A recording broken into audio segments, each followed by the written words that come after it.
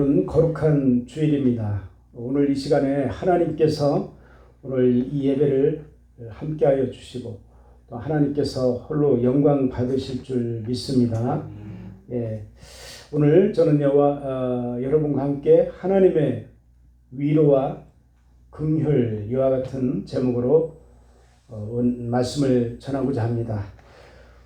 오늘의 말씀은 특별히 하나님께서 직접 말씀하시는 내용입니다.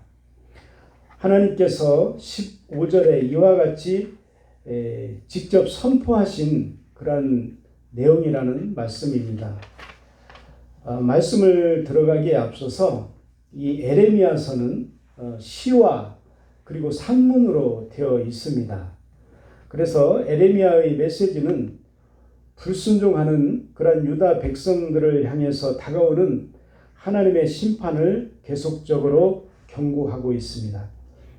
그럼에도 아무런 그런 심판의 메시지 가운데에는 유다의 그 미래 구속에 관한 소망의 약속들이 섞여 있음을 보게 됩니다. 이 같은 소망의 약속은 죄에서 돌이켜 회개하는 새로운 마음의 그 심령들에게 오늘날에도 우리들에게 여전히 주어지고 있는 그러한 위로와 격려의 말씀이 되겠습니다.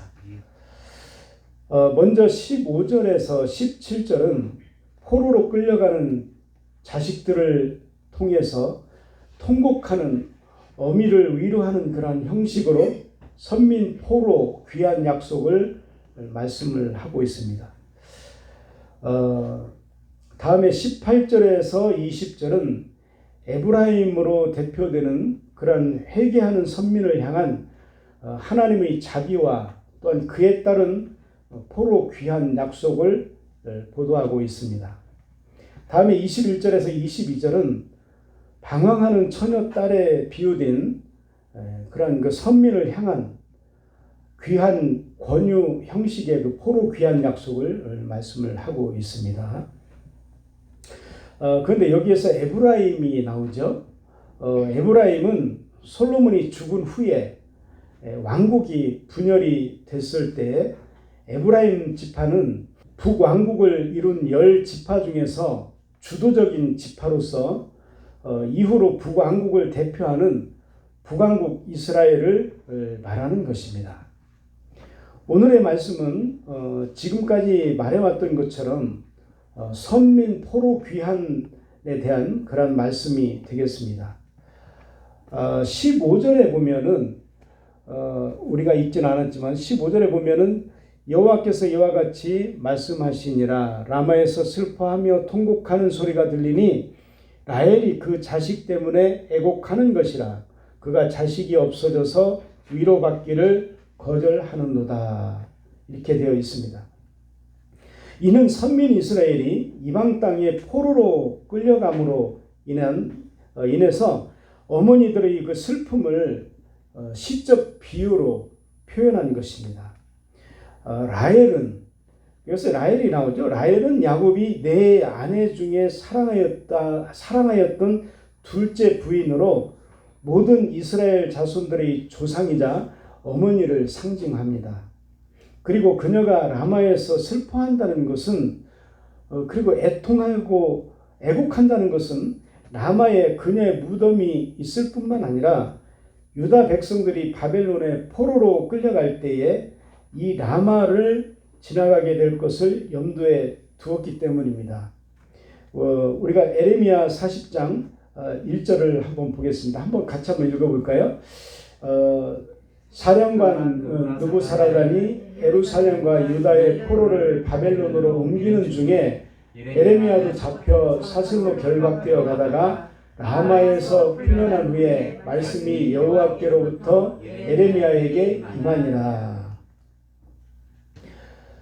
그런데 16절에 보면은 하나님께서는 라헬을 향해서 애곡을 금지하라고 권고하고 있습니다. 16절에 보면은 여호와께서 이와 같이 말씀하시니라 내 울음소리와 내 눈물을 멈추어라 내 일의 삭슬을 받을 것인즉 그들이 그의 대적의 땅에서 돌아오리라 여호와의 말씀이니라. 또한 그 17절에도 보면은 너의 장래에 소망이 있을 것이라 너의 자녀가 자기들의 지경으로 돌아오리라 여호와의 말씀이니라 이렇게 되어 있어요. 성도 여러분이 얼마나 위로가 되는 말씀입니까? 여러분 선민들의 그 어미들이 왜 애곡하였겠습니까? 그것은 그녀의 자식들이 다시 돌아오질 못할 길로 간다라고 생각하였기 때문이었습니다. 만일 그녀들이 자기 자식들이 다시 돌아올 수 있는 그러한 소망이 있었다면은 그녀들은 그렇게 슬퍼하지 않았을 것입니다. 부모가 자식을 고통의 땅으로 보내야 한다는 것은 그 자체가 슬픔이요 비통한 그런 일인 것입니다. 하지만 그들이 다시 돌아올 수 있다면 그들은 슬픔을 견딜 수 있을 것입니다. 극히 미약해 보이더라도 확실한 소망의 이유가 있다면 크나큰 절망조차도 이겨낼 수 있기 때문인 것입니다. 하지만 당시의 유다 백성들은 도저히 돌아올 수 없는 길로 가는 것처럼 보였습니다. 이역만리 바벨론으로 포로로 잡혀가는 유다 백성들에게 다시 돌아올 수 있는 희망이라는 것은 전혀 보이지 않았습니다. 그런데 하나님께서는 자식들이 포로로 잡혀가는 것을 보고 슬퍼하는 그 어미들을 보면서 그들을 향해서 뭐라고 하십니까? 그녀들에게 미래와 소망이 있다는 것입니다. 즉 그녀들의 자식들이 다시 고국으로 돌아오게 된다는 것입니다. 그녀들이 얼마나 이 말씀을 믿었는지는 알 수 없지만은 그녀들이 이 말씀을 믿기만 하였다면 그녀들은 참으로 큰 위로를 받았을 것입니다. 아멘.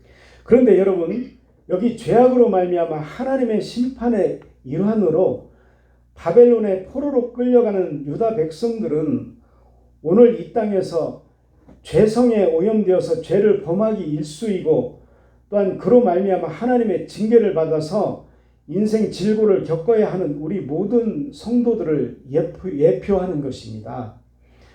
실로 구약 선민 유다 백성들이 죄성에 오염되어서 죄악을 행하기 일쑤였던 것처럼 신약 선민인 오늘 우리 성도들도 죄성에 오염이 되어서 죄악을 행하기 일쑤인 것입니다. 그래서 유다 백성들이 하나님의 심판을 받아서 기근과 또한 이방 나라의 침공과 또한 이방 땅의 포수를 경험해야 했던 것처럼 오늘 우리 성도들도 이 세상에서 많은 인생 질고를 겪고 있습니다. 그러한 인생의 질고는 우리로 구원에 이르지 못한 것처럼 보이게까지 합니다. 그러나 여러분 성경은 이에 대해서 뭐라고 말씀을 하고 있습니까? 바벨론의 포로로 끌려가는 유다 백성들에게 회복의 소망이 있다고 말씀하신 것처럼 오늘 우리에게도 구원의 소망이 있다고 성경은 말씀하고 계십니다. 성경은 우리가 비록 세상에서 죄로 말미암아 하나님의 징계를 받게 될 것이지만은 장차 세상 마지막 때에는 우리가 구원을 받아서 하나님의 영원한 기업인 하나님의 나라에 들어가게 될 것이라고 분명하게 말씀을 하고 있습니다. 이는 하나님의 분명한 계시로 주어진 하나님의 약속입니다. 15절에서 17절이 포로로 끌려가는 자식들로 인해서 통곡하는 그런 어미를 위로하는 선민 포로 귀환의 약속이라고 하면은 18절에서 20절은 회개하는 선민들에게 자비를 보장하는 선민 포로 귀환의 약속입니다. 여기에 보면은 하나님께서는 먼저 선민이 하나님의 징계를 받아서 포로로 잡혀간 후에 자신들의 죄를 뉘우치고 회개하게 될 것임을 말씀을 하고 있습니다. 18절 그리고 19절 20절에 계속해서 나오는 에브라임은 선민 전체를 가리키는 그런 표현입니다. 에브라임은 하나님의 징계를 받기 전에는 몰랐지만은 하나님의 징계를 받은 이후에 자신들이 얼마나 부끄러운 짓을 행하였는지를 깨닫게 되었습니다. 그래서 자신의 죄를 뉘우치고 회개하며 그 회개의 증거로 19절에 보면은 자신의 벌기를 쳤다고 했습니다. 여기서 벌기라는 것은 사람의 벌기를 말하는 것이 아니고 여기서 벌기라는 것은 넓적다리를 말합니다. 고대 근동 지역에서 스스로 자기 넓적다리를 치는 행위는 고통과 애도의 그런 몸짓이었습니다. 즉 포로로 잡혀간 선민은 바벨론 땅에서 자기들의 죄를 깨닫고 그로 말미암아 큰 부끄러움을 느끼며 또한 자신들의 죄와 또한 그로 말미암은 자신들의 처지로 인하여서 애도하면서 회개하였던 것입니다.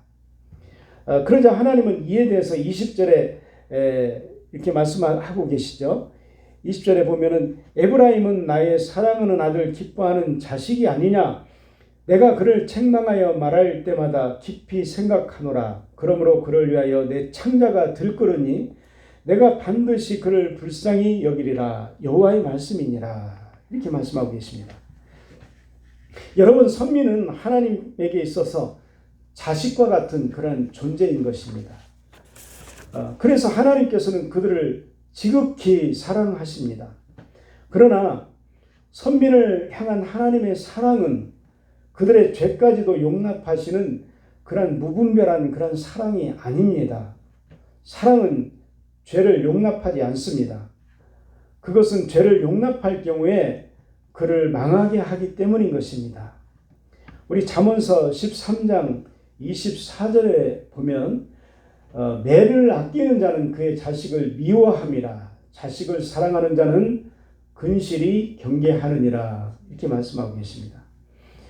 요즘에는 자기 자식들을 절대 매를 대지 못하게 하고 있고 또한 매를 당하면은 처벌을 받기까지 하죠. 그렇지만은 여기서 말씀하시는 잠언에서 말씀하시는 매는 자기 자식을 미워해서 때리는 그런 매가 아니라 자식을 사랑하기 때문에 옳은 길로 돌아오게 하기 위해서 때리는 사랑의 매라는 것을 여러분들이 아셔야 됩니다. 그래서 하나님께서는 선민이 범죄하였을 때 하나님께서는 그들을 단호하게 징계하셨습니다. 적당히 징계하신 것이 아니라 선민에 대한 징계는 참으로 혹독했습니다.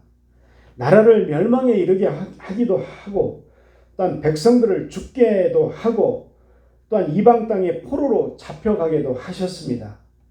참으로 하나님께서는 선민이 자기 자식이 아닌 것처럼 때로는 그렇게 치셨습니다. 그래야만 그들이 자기들의 잘못을 바로 깨닫고 회개할 것이기 때문이었습니다.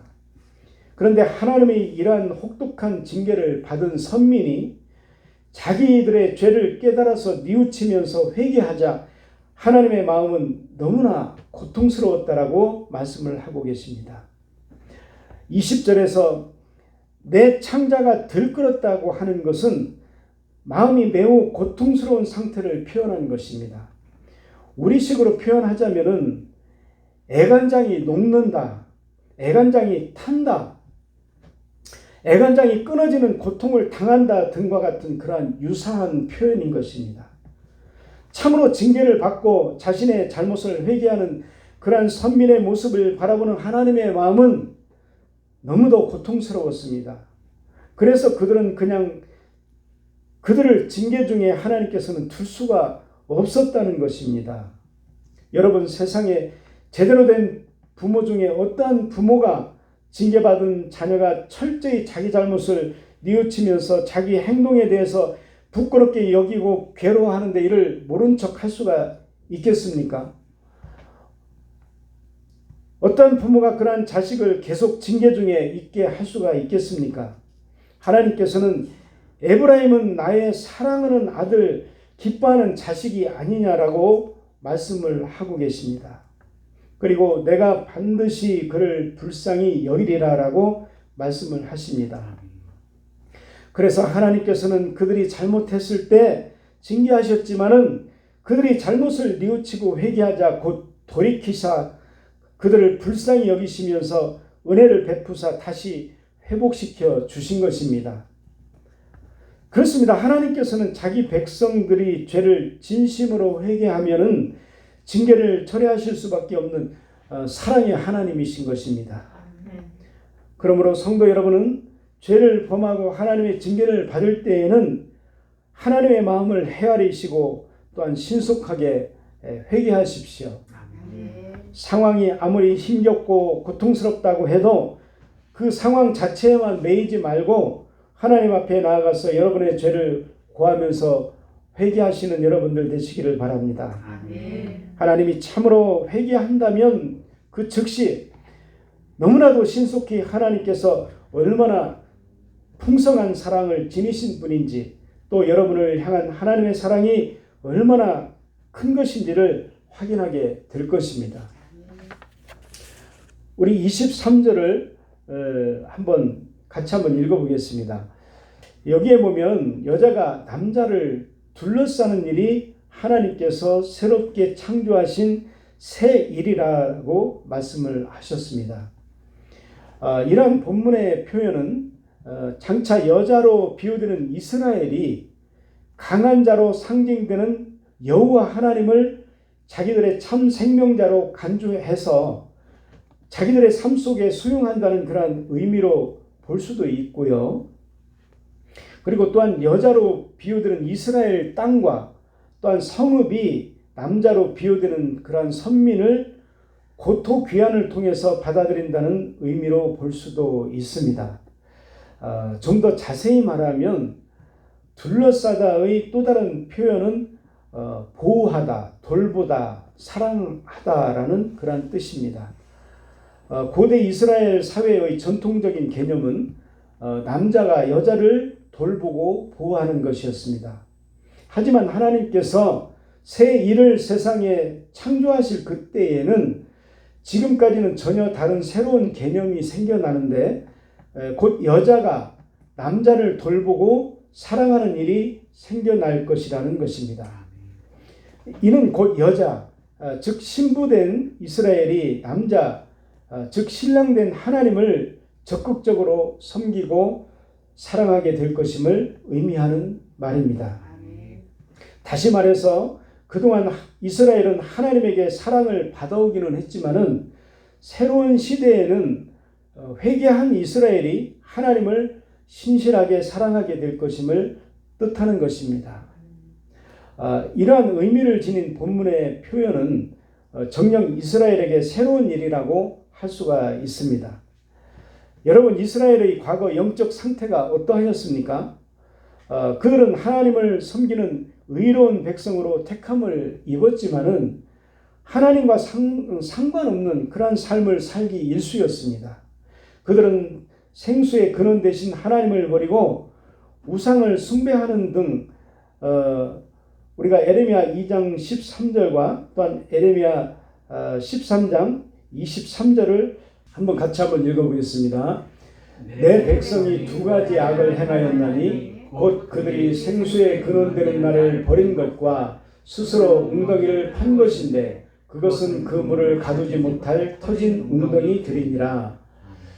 또한 그 구수인이 그의 피부를, 표범이 그의 반점을 변하게 할 수 있느냐? 할 수 있을진데 악에 익숙한 너희도 선을 행할 수 있으리라. 네. 그들은 생수의 근원이 되신 하나님을 버리고 우상을 숭배하였습니다. 그것을 하나님께서는 스스로 터진 웅덩이를 파는 그러한 완악한 백성들이라고 말씀을 하셨습니다. 또한 오죽하면은 하나님께서 그들에 대해서 마치 결정된 유전자인 자로 구수인의 피부색이 검고 또한 표범이 반점으로 얼룩덜룩한 것처럼 그들은 범죄만 저지르는 그러한 유전자를 소유하여서 선을 행할 가망성이 전혀 없다라고 그렇게까지 말씀을 하신 것입니다. 그러한 그들이 의와 진리의 하나님, 거룩하신 하나님을 마음에 모신다고 해보십시오. 이 얼마나 놀라운 일입니까? 예, 또 그들은 이미 심판을 받아서 바벨론 땅의 포로로 잡혀가게 되었습니다. 우리가 알듯이 바벨론은 당시 세계 최대의 강국이었습니다. 그런데도 그들이 속박을 끊고 자유케 되어서 고토로 돌아온다라고 생각을 해보십시오. 그것이 그들의 힘만으로만 될 일이 되겠습니까? 그렇지 않습니다.